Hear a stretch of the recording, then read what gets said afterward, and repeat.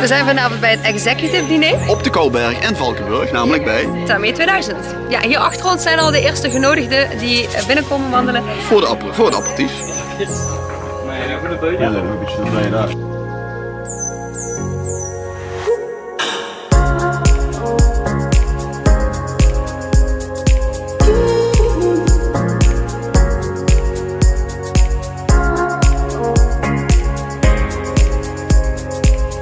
Daar werken we natuurlijk graag aan mee, want ja, met onze relaties en onze...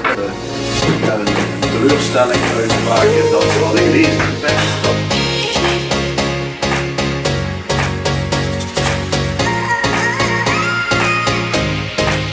De komende jaren gaan er gewoon heel veel mooie dingen gebeuren. We starten met een hele mooie panoramagebouw.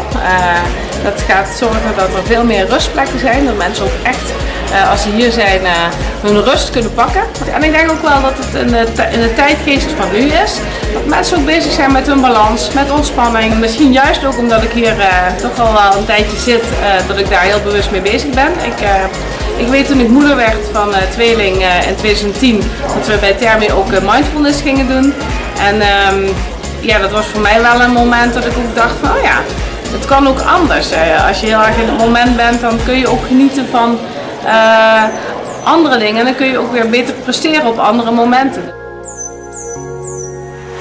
Het is natuurlijk een beetje gek, je bent nog niet begonnen, Ja. Maar je mag het wel ervaren. En je wordt natuurlijk ook zo wel voorgesteld aan de rest van de dinergangers.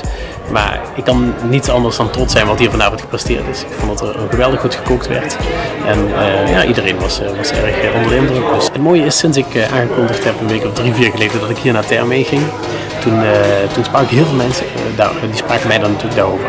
Ik zei, goh, wanneer ben je zelf voor het laatst bij Thermé geweest? Ja, dat is lang geleden. Toen dacht ik, ja, dat zijn ook heel veel kansen. We zullen ook moeten kijken naar dit omgebied, naar Zuid-Limburg zelf, naar Maastricht, naar Parkstad en naar Sittard Geleen.